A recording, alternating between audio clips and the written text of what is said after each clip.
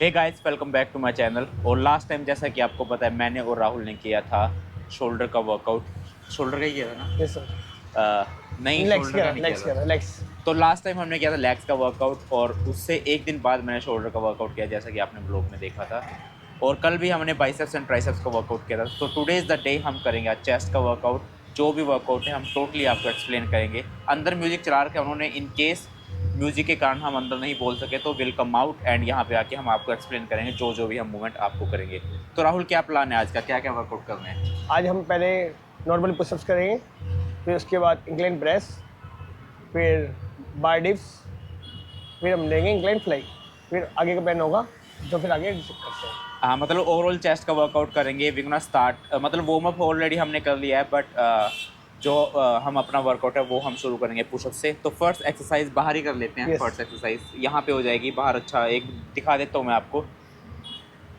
ये देखो, जैसा कि आप देख सकते हो, ये ग्रीन ग्रास है बाहर और बहुत ही अच्छा माहौल है यहाँ पे। तो यहाँ से हम शुरू करेंगे अपना वर्कआउट, पुशअप्स यहाँ पे करेंगे।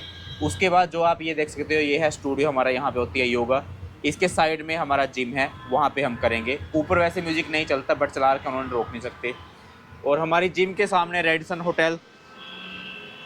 इस रोड पे भीड़ रहती है बहुत, बट आज भीड़ नहीं है इतनी। इवनिंग में तक यहाँ पे भीड़ हो जाएगी। चलो शुरू करते हैं वर्कआउट विदाउट एनी डिले। सो पुशअप्स के हमने करने हैं 4 सेट। एक सेट हमारा हो गया ऑलरेडी। वीडियो की जगह फ़ोटो खींच गई, इसलिए हम सेकंड सेट में अपना वीडियो शूट करेंगे। और हर सेट में आपने करना है 20 रैप्स। 20 रैप्स सेकंड सेट है हमारा। इसके बाद 2 सेट और करेंगे हम। चलो शुरू करते हैं। और जो भी हम रेपिटेशन करते हैं, आप बॉडी वेट वाली एक्सरसाइज के, मेक श्योर आपने स्लोली नीचे जाना है और स्लोली ऊपर आना है, ताकि आप अपने ऑल द फाइबर को रिक्रूट कर सको, जैसे राहुल कर रहे हैं। और 20 reps in slow manner, 4 set all together. Second set है हमारा। 4 5 6 7 8 9 10 11 12 13 14 15 16 17 18 19 20। फुल रेंज ऑफ मोशन करना है आपने हर रैप्स में, एवरी सिंगल रैप्स में। इन केस आपके 20 रैप्स पूरे नहीं होते फुल रेंज ऑफ मोशन के साथ, नंबर ऑफ रैप्स कम कर लो basically, but range of motion आपने फुल रखनी है। पुशअप्स वैसे वार्म अप का पार्ट नहीं होता, पुशअप्स मेन वर्कआउट का पार्ट होता है, बट हम फिर भी इसको एज अ एक्टिवेशन ड्रिल के लिए ले रहे हैं, ताकि हम अपने चेस्ट के जो फाइबर्स हैं उनको रिक्रूट कर सकें और उसके बाद अपनी चेस्ट को हम अच्छे से ट्रेन कर सकें। तो 2 सेट हो गए हैं, 2 more set to go. Last set में मिलते हैं आपको, अदरवाइज आपको मिलेंगे हम इंक्लाइन चेस्ट प्रेसेस में। So done with pushups. Pushups हमने एज अ एक्टिवेशन ड्रिल के तौर पे लिए चेस्ट वर्कआउट में। और इसके बाद जैसा कि मैंने आपको बताया था कि हम आज का वर्कआउट शुरू करने वाले हैं इंक्लाइन चेस्ट प्रेसेस के साथ। वेट हम मॉडरेट टू लाइट रखेंगे बेसिकली। और जो हमारी हाइपरट्रॉफी की रैप रेंज होती है सम अराउंड 8 to 12, उतनी रैप रेंज हम हिट करेंगे आज। तो शुरू करते हैं। जैसा कि मैंने आपको पहले बताया कि अंदर म्यूजिक चल रहा है, इन केस अंदर हम नहीं बोल पाए तो मैं बाहर आके एक्सप्लेन करके फिर आपको अंदर जाके एक्सरसाइज दिखा दूंगा। चलो मिलते हैं फिर आपको इंक्लाइन चेस्ट प्रेसेस में।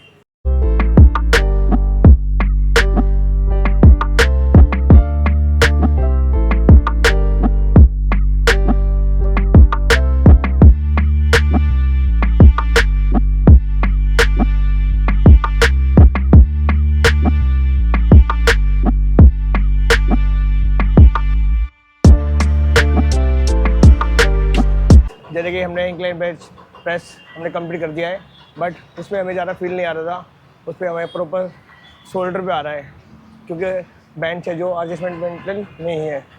अब हम लेंगे बेंच प्रेस विद डंबल। सो जैसा कि राहुल ने बताया कि जो हमारा इंक्लाइन बेंच प्रेस है वो प्रॉपर हमारी चेस्ट पे नहीं आ रहा। ये बायोमैकेनिक का खेल होता है सारा। और ये जो बेंच है बहुत अनकंफर्टेबल है, मतलब एक तो उसकी सीट है जो ऊपर नहीं हो रही, और जब हम रखते हैं तो पीछे वैसे बेसिकली इस पोजीशन पे रखना चाहिए, हमें रैक करनी चाहिए बारबल को, बट वो पीछे जाके फिर रैक करनी पड़ रही है हमें बारबल, और इससे इंजरी के चांसेस है बहुत ज़्यादा।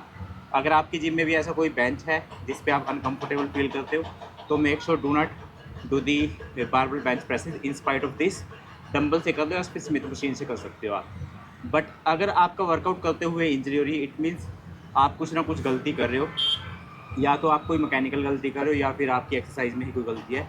मतलब वर्कआउट हम इसलिए कर सकते हैं तो ताकि हम अपने आप को प्रिवेंट कर सकें डे टू डे लाइफ में to getting ourselves injured. But अगर हमारे वर्कआउट में ही इंजरी हो रही है तो इट मीन्स हम कुछ ना कुछ गलती कर रहे हैं। हम एथलीट नहीं है बेसिकली, एथलीट का हो सकती है इंजरी क्योंकि उसको मल्टीप्लानर एक्सरसाइज करनी पड़ती है, और हम तो बेसिकली आज एक ही प्लेन में ट्रेन कर रहे हैं। प्लेन मैं आपको एक्सप्लेन कर दूँगा नेक्स्ट किसी वीडियो में अलग।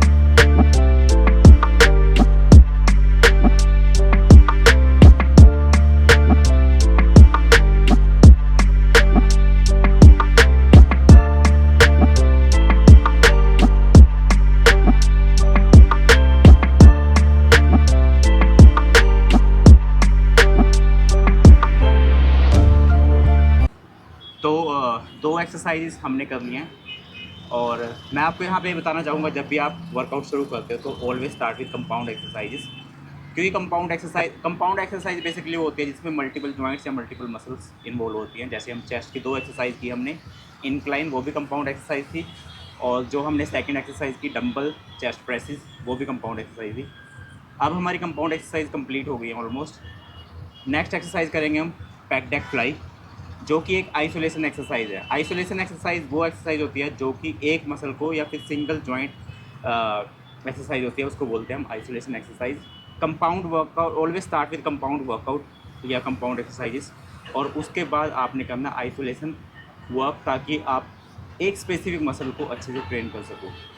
तो कंपाउंड एक्सरसाइज में हमने 2 एक्सरसाइज ली थी, और अब हम आइसोलेशन वर्क करेंगे, उसमें हम लेंगे 2 exercises. First we gonna start with pec deck fly.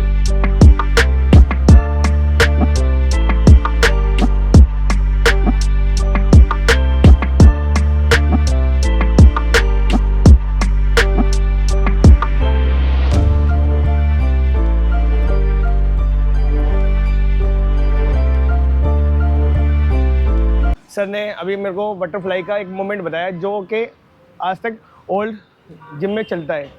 वो हमारा मोमेंट ये होता है, हम जो लोग करते हैं, ठीक है, उसमें क्या होता है, हमारा शोल्डर इंक्लूड हमेशा होता है, उस चीज़ पे हम ध्यान नहीं देते।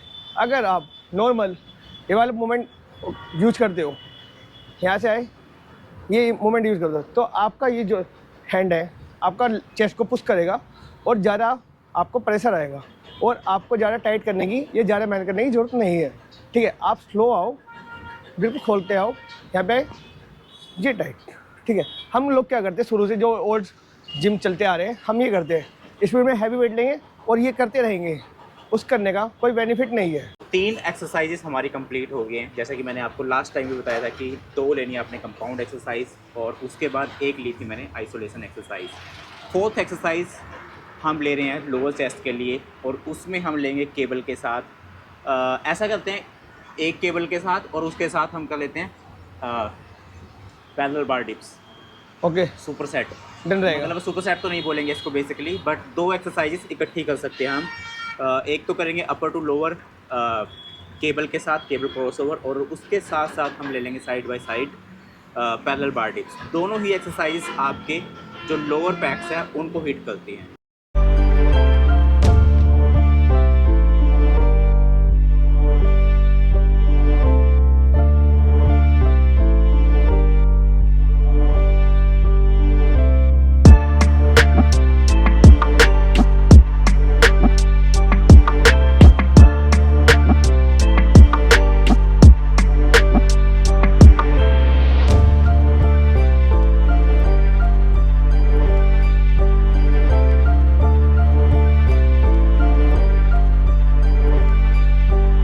जैसे कि मैं बताना चाहता हूँ, आज हमारा चेस्ट का व्लॉग बहुत अच्छा रहा और बहुत ही अच्छा वर्कआउट रहा सर के साथ मेरा। एंड नेक्स्ट हमारा शोल्डर वर्कआउट होगा, बट चेस्ट में आज थोड़ा सा हमें इंक्लाइन में थोड़ा डिस्टर्ब हो गए, वो हमारा शोल्डर पे आया प्रॉपर। कोई नहीं, नेक्स्ट टाइम हम ध्यान रखेंगे, बट जो शोल्डर का अगला वर्कआउट होगा वो इससे भी ज़्यादा अच्छा होगा। सर बोलिए। तो जैसा कि राहुल ने बताया कि इंक्लाइन चेस्ट प्रेसेस में हमें थोड़ी ही डिफिकल्टी आई, बट आप इसका ऑल्टरनेट कर सकते हो। राहुल ने मुझे बोला था कि ये हमेशा उससे करता है, डंबल से नंबर है स्मिथिंग मशीन से। इंक्लाइन चेस्ट प्रेसेस, हाँ जी। बट मैं कंफर्टेबल होता हूँ फ्री वेट के साथ, मतलब बारबेल के साथ आवाज़ कंफर्टेबल। बट थोड़ा बेंच का बायोमैकेनिक ख़राब था, इसलिए हमारे मतलब शोल्डर पे बहुत ज़्यादा आई वो वाली एक्सरसाइज, जो फर्स्ट एक्सरसाइज है हमारी इंक्लाइन चेस्ट प्रेसेस।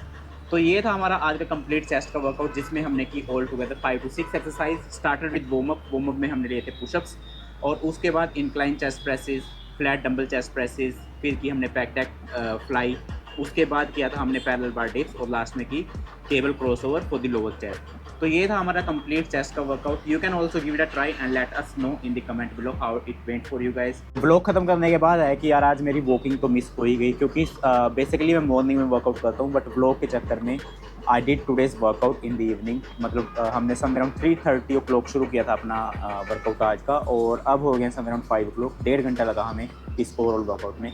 क्योंकि जब हम ब्लॉग शूट करते हैं तो ऑब्वियसली टाइम थोड़ा ज़्यादा लग जाता है, क्योंकि हमें बोलना पड़ता है, वीडियो शूट करनी पड़ती है। अगर यही वर्कआउट आप विदाउट रिकॉर्डिंग करो तो आपको सिर्फ 45 मिनट लगेंगे और आपका कंप्लीट चेस्ट का वर्कआउट ईजिली हो जाएगा, taking enough rest in between the sets as well.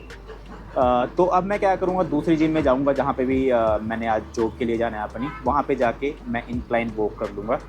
और यही मैं आपको बताना चाहता हूँ कि फैट लॉस आपका सिर्फ जिम में नहीं होता, अलोंग विद द जिम आपको थोड़ा सा बाहर भी काम करना पड़ेगा।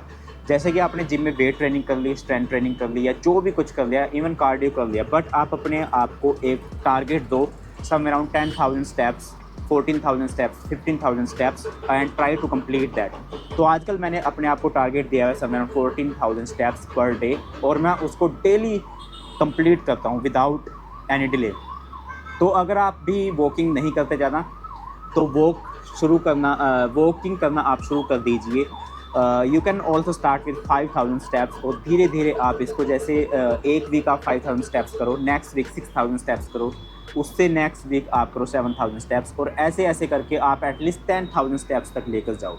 और आप वॉकिंग कैसे करते हो, जैसे आपको मार्केट जाना है तब आप वॉकिंग करके जा सकते हो, या फिर आपने किसी काम से जाना है तब आप मतलब in spite of using any vehicle try to walk if possible.